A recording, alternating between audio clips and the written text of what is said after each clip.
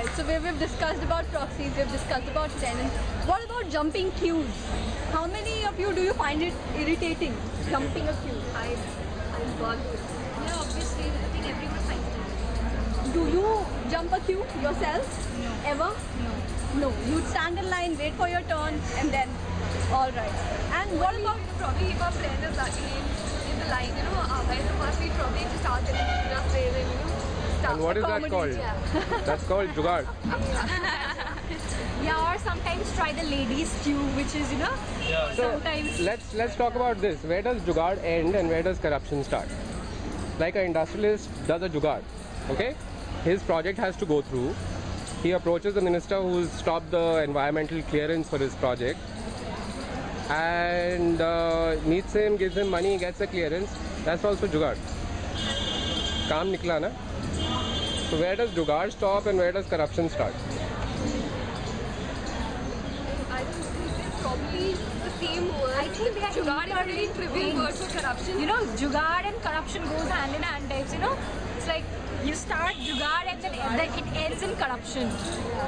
That's the stepping stone to corruption. It's like jugaad is in the initial levels, when you're students, you do not use corrupted words.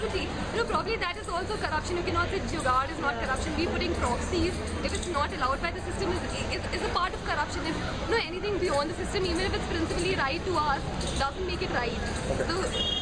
Okay. MPs not attending parliament, okay, and crores are spent in running parliament for a single day. The whole entire system is so big, crores are spent in just one day of parliament. Let's take it to college. Your education is subsidized, right? You know the cost of education otherwise, right? Private universities, you know how it is. So when you don't attend college, is there, any relation between what MPs are doing and what you're doing?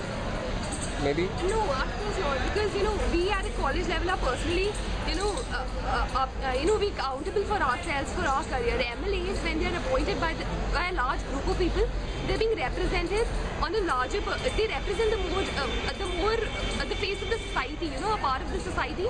And for them, it is more bigger responsibility on their shoulders to go and attend that meeting. Whereas, it is my personal whatever, exactly. If I attend a college and if I do not, it only harms me or probably my family. But family is also very secondary. It harms me and my career and my aspirations afterwards. I can choose my things, but not my societies. If I do not attend class, it's not harming.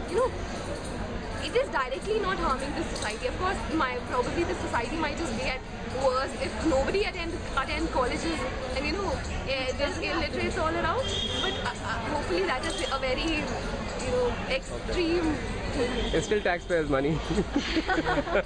Okay, what about your library dues? Do you guys pay them? Do you pay the fine? Totally, because then we don't get the admit card if we don't pay the library. Okay, no cajoling the librarian into sir, please, it's never there.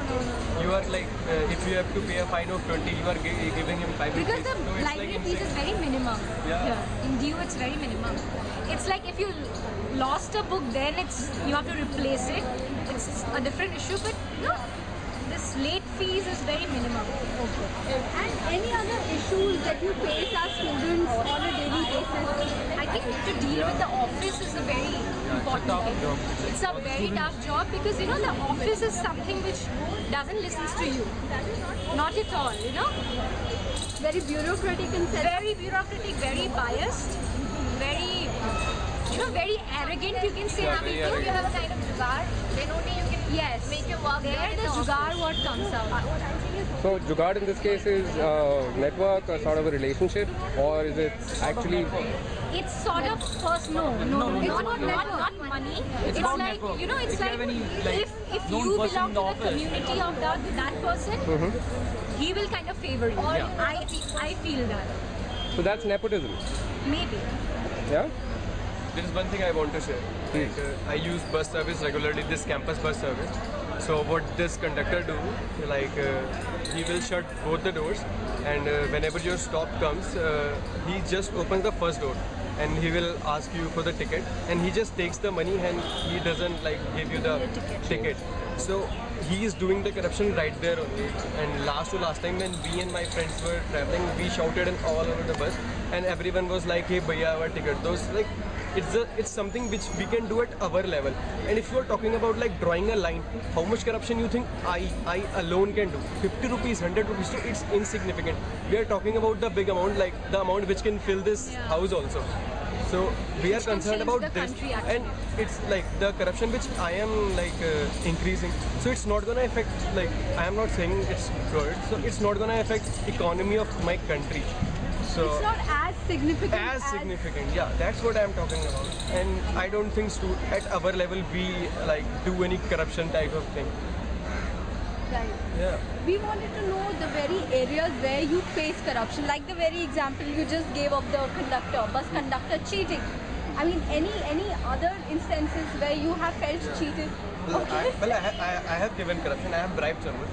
Last time I lost my mobile, and I tracked that dude which was having. So I just rang him up, and I had his house number. Now don't ask how he had. So I just take the police wala with me, and you know what he did? He was like sitting, and I'm gonna take you to police station. So you have two options: either give him his mobile, or let me take you there. And he knows if he takes him to the police station, he's gonna beat him. He's gonna get my mobile, and he's gonna get the money also. So the dude which was having my mobile, so he don't have it at that point.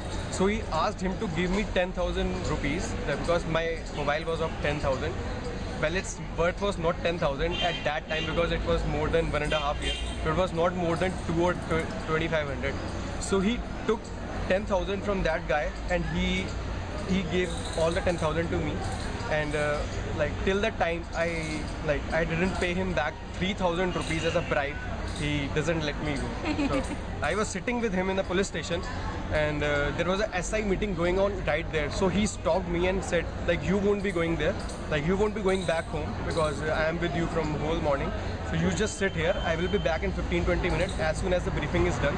And you know what happens in briefing? My uncle told me, they don't do any briefing types of thing. How many money you have collected, and they just are just getting piled up. The money is piled up. And I have seen, I have bribed him 3,000 rupees, and to be very frank, I was happy because I got 7,000 rupees, which is much more than the money that I deserve. So I don't have a problem at that time. But What did later you on, do with that money, with those 7,000? I have my mobile. I got a new mobile. You bought an expensive model. Yeah.